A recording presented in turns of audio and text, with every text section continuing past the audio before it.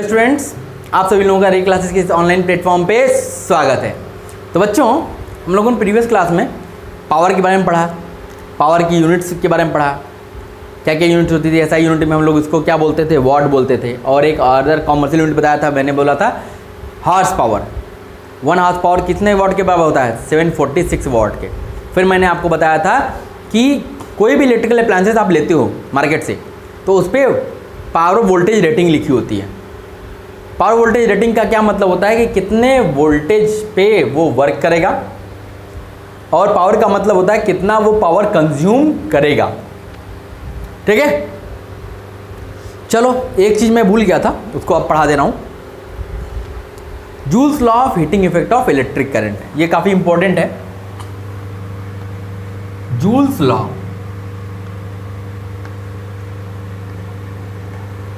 Of electric effect of heating effect of electric current, heating effect of electric current.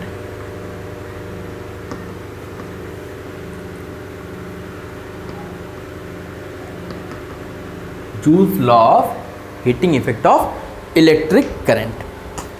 अब इन्होंने क्या ये law क्या कहता है, तो हम इसके बारे में डिस्कस कर लेते हैं। ये काफ़ी इंपॉर्टेंट बच्चों, एग्जाम में पूछा जाता है। तो एक साइंटिस्ट थे जूल, उनका नाम ही था जूल। ठीक, तो कब? इन्हें 1841 की बात है। इन 1841 जो जूल थे, जूल फाउंड दैट, जूल ने क्या देखा? जूल फाउंड दैट, जूल ने देखा कि when current is pass through a conductor, when current is passed through a conductor, passed through a conductor, जब हम किसी कंडक्टर से करंट पास कराते हैं, current is pass through a conductor, तो क्या होता है? जब करंट पास कराते हैं किसी कंडक्टर से, तो क्या होता है? The heat is produced across it, the heat is produced across it. उसके क्रॉस क्या होता है? हीट प्रोड्यूस होता है, heat is produced across it. अब देखो, अब ये जो हीट आया, जो हीट प्रोड्यूस हुआ, अब ये हीट जो था, फर्स्ट जो हीट प्रोड्यूस हुआ is directly proportional to the, directly proportional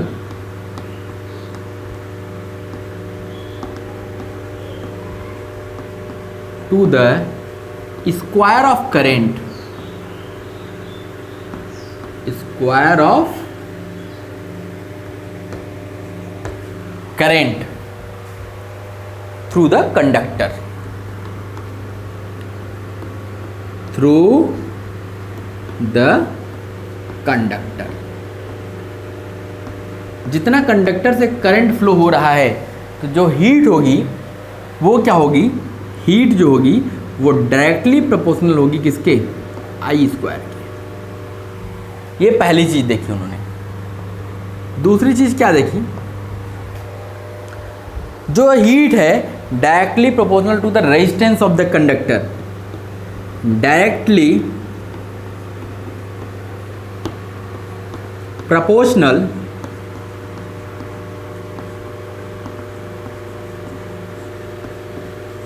to the resistance of conductor, to the resistance of conductor। वो जो कंडक्टर यूज कर रहे हो उसके रेजिस्टेंस के डायरेक्टली प्रोपोर्शनल होगी। इसका मतलब H जो होगी वो प्रोपोर्शनल किसके होगी? R के। तीसरी चीज उन्होंने क्या देखी? जो हीट है directly proportional to the time directly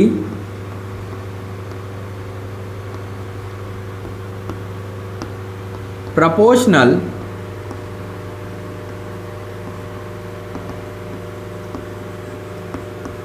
to the time, उस टाइम के भी डायरेक्टली प्रोपोर्शनल होगी for which the current is pass, जिस टाइम के लिए करंट पास हो रहा होगा, फॉर विच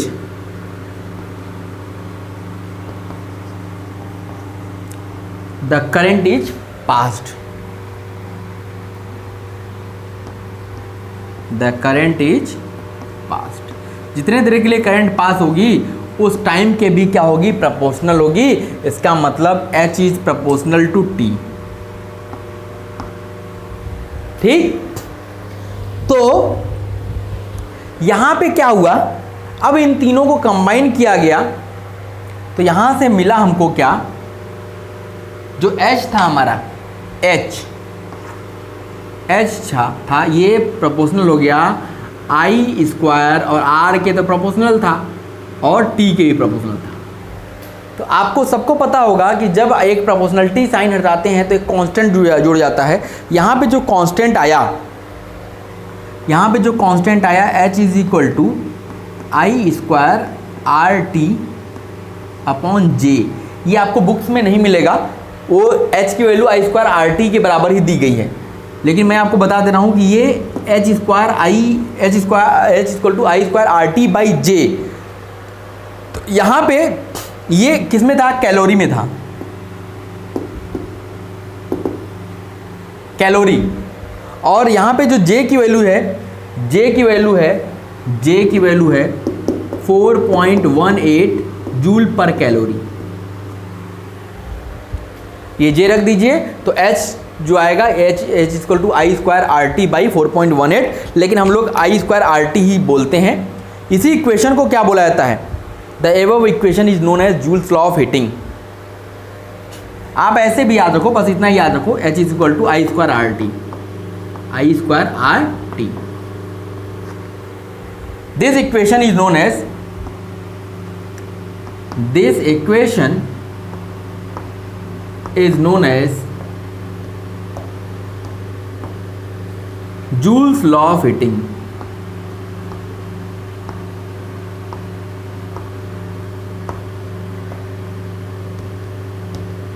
इसी इक्वेशन को हम लोग क्या बोलते हैं, जूल्स लॉ ऑफ हीटिंग। इसको याद रखना है, H equal to I square RT ही याद रखना है आपको, इसी का यूज हम लोग करेंगे। ये मैंने बता दिया कि ये होता है, स्टैंडर्डाइज ये है, लेकिन हम लोग H equal to I square RT ही याद रखते हैं और क्वेश्चंस में भी इसी का यूज करते हैं। ठीक, तो ये हमारा क्या था, joules law of heating, joules law of heating. इसको याद रखिएगा और ये एग्जाम में काफ़ी पूछा जाता है। ओके, चला जाए आगे।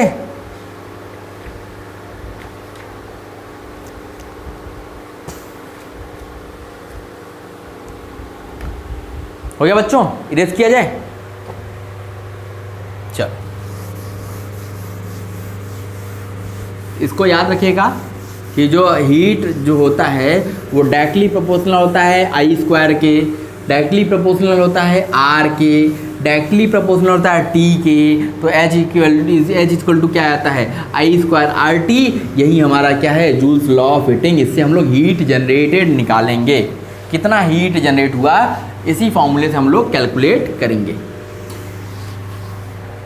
ठीक है, अब हम बात करते हैं application of heating effect of electric current.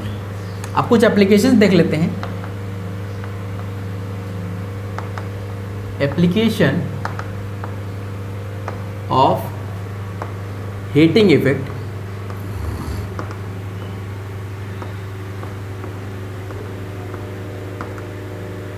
Electric current.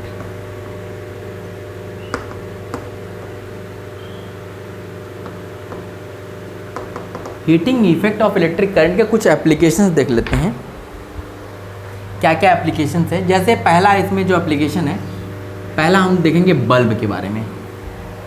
पहला हम एप्लीकेशन जो देखेंगे वो होगा हमारा इलेक्ट्रिक बल्ब।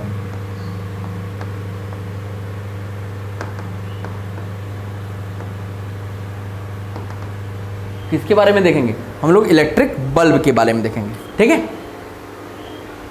हाँ तो बच्चों अब चलो हम लोग बल्ब के बारे में सारी चीज़ें पढ़ लेते हैं। देखो काफ़ी कुछ लिखना था इसलिए मैंने पहले लिख दिया, मैं आपको समझा देता हूँ। देखो जो हमारा बल्ब होता है ये क्या होता है, इलेक्ट्रिक हीटिंग यूज़ की जाती है इसमें इन प्रोड्यूसिंग अ लाइट।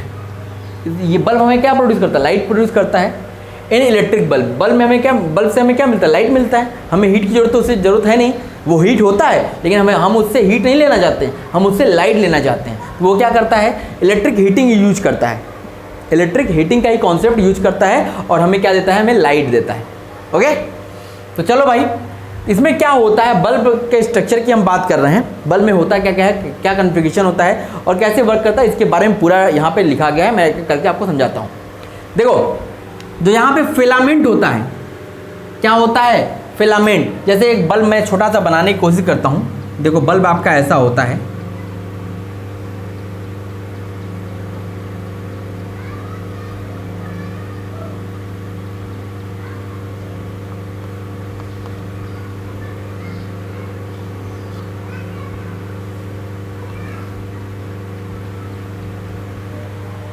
ऐसा इस टाइप का बल्ब आपका होता है, ठीक,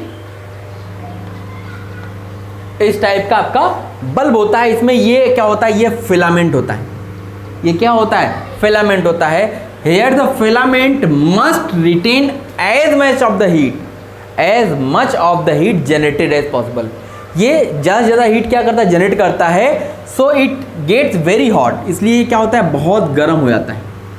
ये ज़्यादा से ज़्यादा हीट जनरेट करने की कोशिश करता है, जिसकी वजह से क्या होता है, गर्म हो जाता है और उस गर्मी की वजह से क्या देता है, ये इमिट करता है, लाइट इमिट करता है।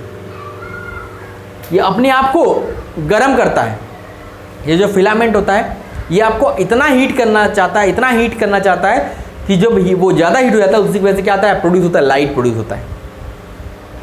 तो इट डज नॉट, और सबसे बड़ी चीज़ खासियत ये क्या है, जो ये फिलामेंट होता है ये आसानी से नहीं मेल्ट होता है। It does not melt at such high temperature, इतने ज़्यादा हाई टेम्परेचर पे भी ये मेल्ट नहीं होता है, इसका मेल्टिंग पॉइंट बहुत हाई होता है। Thus an electric bulb consist of a, इसका मतलब अब हमने जो इलेक्ट्रिक बल्ब देखा उसमें क्या होता है, electric bulb consist of a filament. इसमें क्या होता है, एक फिलामेंट होता है ऑफ अ स्ट्रॉन्ग मेटल, बहुत ही स्ट्रॉन्ग मेटल का, विथ हाई मेल्टिंग पॉइंट, जिसका मेल्टिंग पॉइंट बहुत ज़्यादा है। सच एज, कैसे टाइप के मटेरियल लेंगे, जैसे आपने ले लिया टंगस्टन, जिसका मेल्टिंग पॉइंट कितना है, देखो 3380 डिग्री सेल्सियस, 100 डिग्री सेल्सियस पे पानी उबलने लगता है।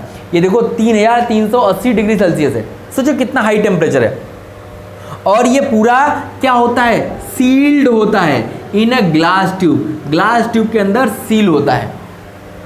फिलामेंट होता है, किसका बना होता है, बहुत ही स्ट्रॉन्ग मेटल का, विथ हाई मेल्टिंग पॉइंट, ऐसा मेटल का जिसका मेल्टिंग पॉइंट बहुत हाई है, जैसे टंगस्टन हो गया, नाइक्रोम हो गया, ठीक है। और ये क्या होता है, सील्ड होता है, एकदम पूरी तरीके से पैक्ड होता है in a glass tube, glass के ट्यूब में।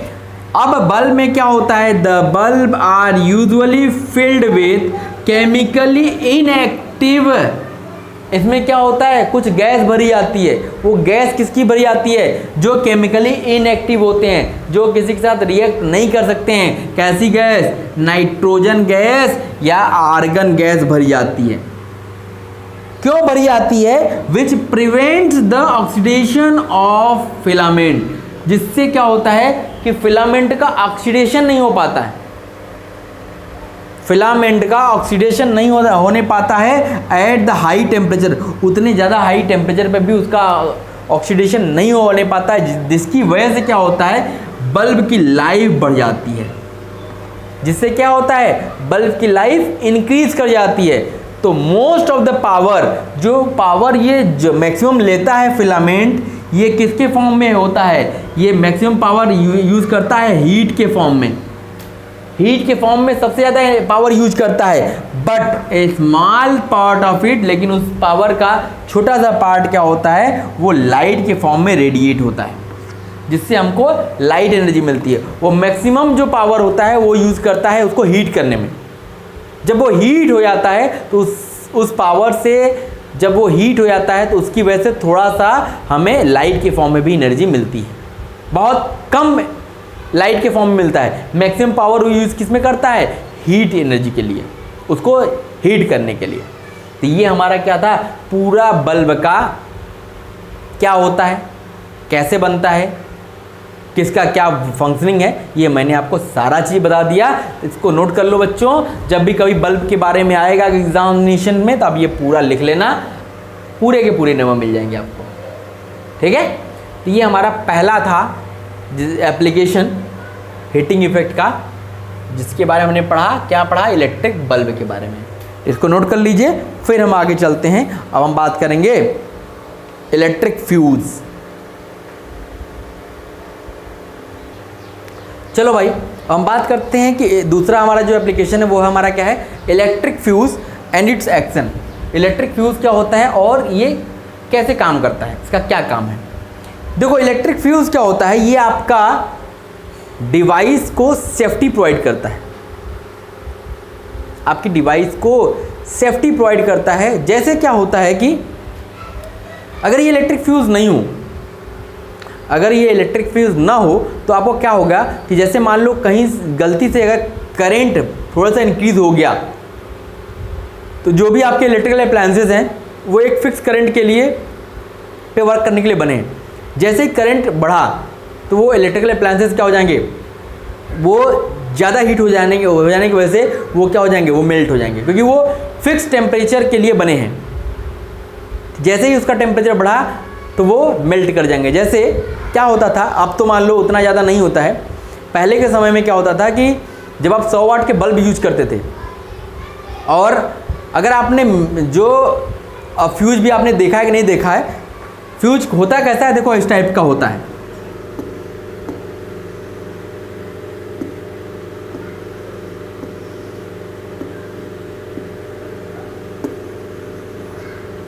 जैसे इस टाइप का होता है, ये पोर्सिलॉन का होता है।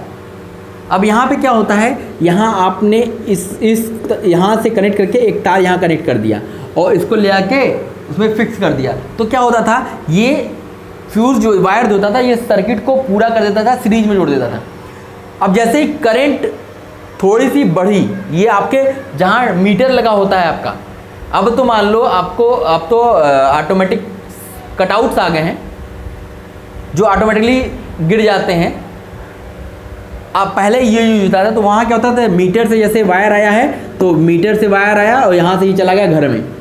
ठीक, अब ये क्या करता है, जैसे मान लो यहाँ से हीट ज़्यादा आ गई, मतलब करंट ज़्यादा आ गई, जब ये करंट ज़्यादा आई तो पहले करंट यहीं पहुँचेगी।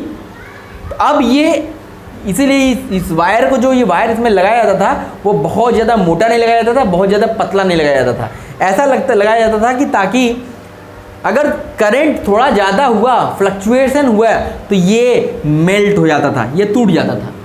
जैसे ही ये टूटा तो आपका उधर सप्लाई बंद हो गया। इससे क्या हुआ कि आपके बल्ब जो हो गए, घर के टीवी हो गया, वो उड़ने से बच जाता था, वो खराब होने से बच जाता था। इससे केवल यही खराब होता था। तो आप क्या करते थे, फिर इसको निकालते थे, यहाँ पे फिर से नया वायर तार लगाते थे, फिर लगा देते थे, लाइट आ जाती थी। तो ये आपका इलेक्ट्रिकल अप्लायंसेस जो भी घर में होते थे उसकी सेफ्टी करता है। जैसे पहले क्या होता था हम लोग के समय में, तो 100 वाट के बल्ब हुआ करते थे, हर एक चीज़ ऐसे ही डायरेक्ट कनेक्टेड रहती थी। तो क्या होता था, जैसे ही लाइट थोड़ा सा फ्लक्चुएशन हुआ, पता चला घर में जितने बल्ब लगे हैं सब फ्यूज हो गए, सब फ्यूज हो गए। पता चला टीवी जल गया। इसलिए पहले के जो टीवी हुआ करते थे उसमें क्या लगता था, उसमें स्टेबलाइजर आता था। आप लोगों को पता नहीं देखा है कि नहीं देखा है, स्टेबलाइजर्स होता था। यहाँ पे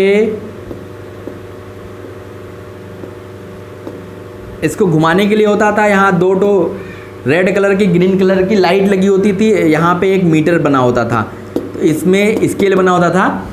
और इसको जैसे ही लाइट थोड़ी सी बढ़ती थी, ये क्या होता था, ये रेड की तरफ, मतलब ये करंट बहुत ज़्यादा मिल जाता था, वोल्टेज ज़्यादा मिल गया तो करंट ज़्यादा हो गई, जिसकी वजह से ये 0 पे चला जाता था। मतलब अब रेड लाइट जल गई तो आप क्या करते थे, आप इसको वोल्टेज कम करते थे। जब वोल्टेज कम कर देते फिर ये सही होता था, तो इससे आपका क्या होता था कि घर की जो लाइट टीवी जो है फिर से चलने लगता था। तो पहले हर एक जो आपका टीवी है, फ्रिज है, सबके लिए एक स्टेबलाइजर लगाया जाता था, इसी के लिए कि कम से कम अगर फ्लक्चुएशंस हो तो वो इंस्ट्रूमेंट जले ना। अब आज के समय में क्या है, आज के समय में आपका अलग से स्टेबलाइजर्स की ज़रूरत नहीं पड़ती है, आपको सब इनबिल्ट उसी में आने लगा है। अब क्या हो गया, टीवी है, एलईडी टीवी लिया है, उसी में इनबिल्ट लगा हुआ है पहले से ही, तो उसको आपको अलग से हमें लगाने की जरूरत नहीं पड़ती। पहले क्या होता था, अलग से लगाया जाता था, तो अलग से स्टेबलाइजर खरीदा जाता था। कोई भी अगर हम अप्लायंसेस खरीद के लाते थे, फ्रिज लाया तो उसके साथ एक स्टेबलाइजर जरूर लाना पड़ता था, टीवी लाया तो उसके साथ एक स्टेबलाइजर लाना पड़ता था। तो ये क्या करता था, बजाता था। तो इसके लिए हम लोग यहाँ पे फ्यूज़ यूज करते थे कि भाई फ्यूज़ उड़ जाए चलेगा, घर का बल्ब नहीं उड़ना चाहिए। नहीं पता चला दिन भर में 2 बार लाइट फ्लक्चुएट की, हर बार 5 बल्ब उड़ गए, तो ऐसे क्या होता था, आपका नुकसान होता था, इसलिए फ्यूज यूज किया जाता था। तो अब ये फ्यूज होता क्या है, तो लिख लीजिए, it is a safety device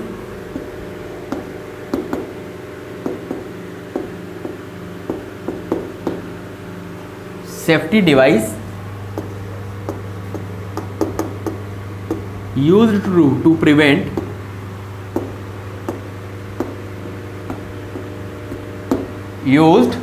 to prevent the electrical appliances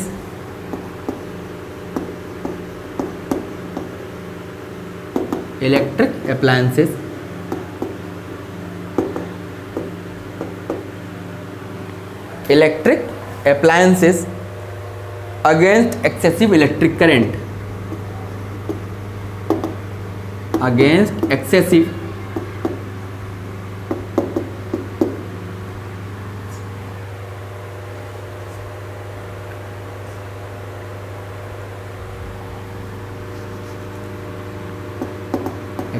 electric current।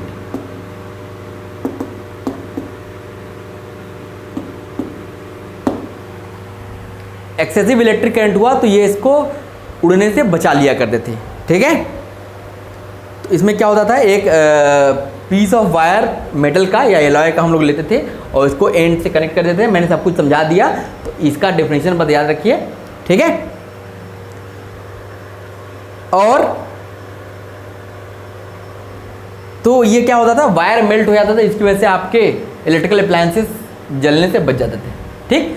मैंने आपको एक्शन बता दिया क्या होता है, ये मैंने लिखवा दिया, ठीक। तो एक्शन लिखवाने की जरूरत नहीं ना, उतना तो समझ गए होगे, उसको अपने लैंग्वेज में बना के लिख देना, ठीक, okay.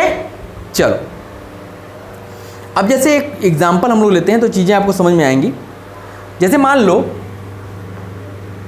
For an electric iron,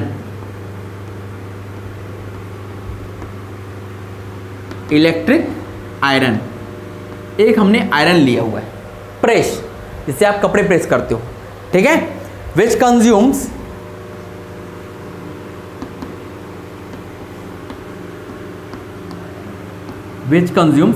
1 kilowatt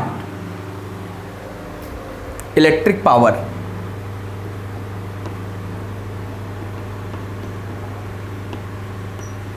which consumes 1 kilowatt electric power.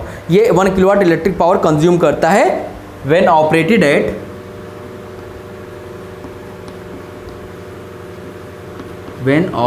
Eight 220 volt supply. जब आपने 220 वोल्ट की सप्लाई दी तो वो 1 किलोवाट पावर कंज्यूम करता है, मतलब उसका रेटिंग जो है 1 किलोवाट और 220 वोल्ट लिखा हुआ है, 1000 वाट और 220 वोल्ट लिखा हुआ है उसके ऊपर, ठीक है। तो अगर हम पूछें कि भाई इसके लिए अगर आपको फ्यूज़ लगाना हो तो फ्यूज़ कितने एम्पीयर का लगाओगे आप। अगर मैं पूछूं कि भाई अगर इस 1 किलोवाट आयरन के लिए आपको इलेक्ट्रिक फ्यूज़ लगाना होगा तो वो कितने एम्पीयर का फ्यूज़ लगाओगे आप। तो पहले हम लोग क्या करेंगे, इसको कितना करंट चाहिए वो करंट निकालते हैं। तो अब देखो पावर हमको दिया है 1000 वाट, ठीक, वोल्टेज दिया है 220 वोल्ट, ठीक है। तो अब हम लोग पहले क्या करेंगे, करंट कैलकुलेट कर लेते हैं। तो हम लोग पढ़े हैं P is equal to V I, तो I इज इक्वल टू क्या होगा, P अपॉन V। ठीक, तो अब देखो P हो गया 1000 अपॉन V हो गया 220। अगर 200 होता तो 5 आता, लेकिन 220 है तो ये लगभग 4.54 एम्पियर। मतलब यहाँ से ये हमको समझ में आया कि ये जो आयरन हमने खरीद के लाए हैं हम दुकान से, उसको कितने करंट की ज़रूरत है, उसको 4.54 एम्पियर करंट की ज़रूरत है। अब ये बताओ कि इलेक्ट्रिक फ्यूज जो हमें लगाना है वो कितने एम्पियर का लगाएंगे ताकि ये उड़े ना, ये खराब ना हो। इसका मतलब है कि अगर हम जो फ्यूज़ है वो फ्यूज़ हमेशा इससे ज़्यादा एम्पियर का लगाएंगे, तभी तो, जब इससे ज़्यादा एम्पियर का मतलब इससे ज़्यादा करंट अगर आएगा वो उड़ेगा, ये नहीं उड़ेगा ना। इसका मतलब अगर हमें इसको बचाना है तो हम मान लेते हैं electric fuse, in this case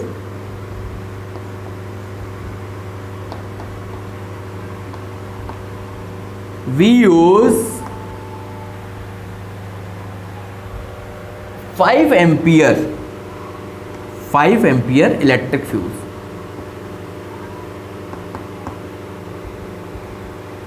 we use electric fuse of 5 ampere. मतलब अगर हम 5 एम्पियर का फ्यूज लगाते हैं तो देखो इससे ज़्यादा करंट आया, इतना करंट आएगा तब तो वो हमारा अप्लायंस सही चलेगा। अगर 5 एम्पियर तक हमने रोक रखा है, 5 एम्पियर तक तो वो भेजेगा, मतलब 5 एम्पियर अगर जैसे ही करंट हुआ तो वो आपका मेल्ट हो जाएगा, वो इसके पास करंट नहीं भेज पाएगा, तो ये बच जाएगा। क्योंकि अगर ये 5 एम्पियर से ज़्यादा अगर करंट मिल गया इसको, तब तो ये उड़ जाएगा। इसका मतलब है कि हमें जो फ्यूज यूज करना होगा वो 5 एम्पियर के आसपास का फ्यूज हमें यूज करना होगा।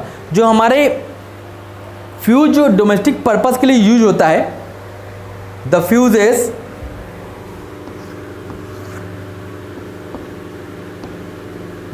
Is used for domestic purposes जो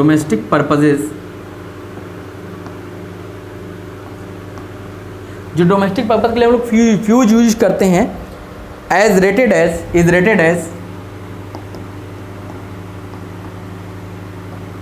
कितने एम्पियर का, 1 ampere, 2 ampere, 3 ampere, 4 ampere, 5 ampere. 5 ampere या 10 एम्पियर तक का हम लोग फ्यूज़ यूज़ करते हैं। घरों में जो यूज़ किया जाता है फ्यूज़, वो आपका 10 एम्पियर तक का फ्यूज़ हम लोग यूज करते हैं। ठीक है, तो ये एक चीज़ था, कॉन्सेप्ट था कि जब भी आपको फ्यूज़ लगाना होगा तो पहले आप ये देख लो कि आपको करंट कितना चाहिए, उससे थोड़ा सा बढ़ा के आप फ्यूज़ लगा दो। तो जब उससे ज़्यादा करंट आएगी तो वो क्या होगा, वो फ्यूज़ उड़ जाएगा, आपके इलेक्ट्रिकल अप्लायंसेस बच जाएंगे। ठीक है, ओके।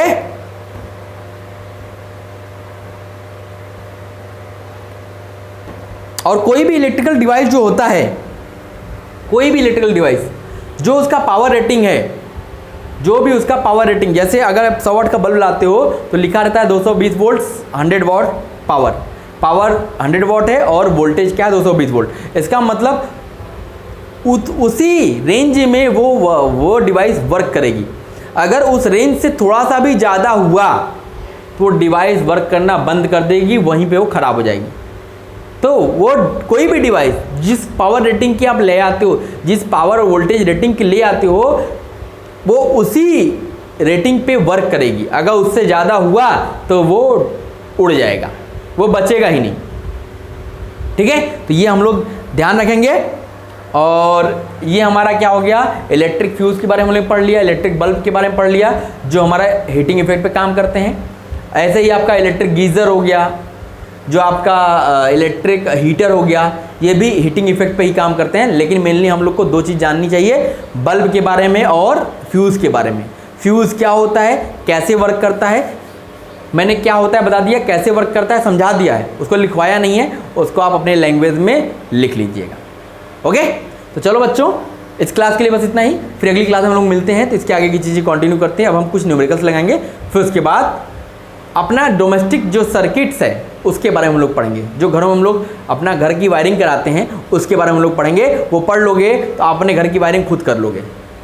ठीक है, चलो अगले क्लास में मिलते हैं। Okay, thank you.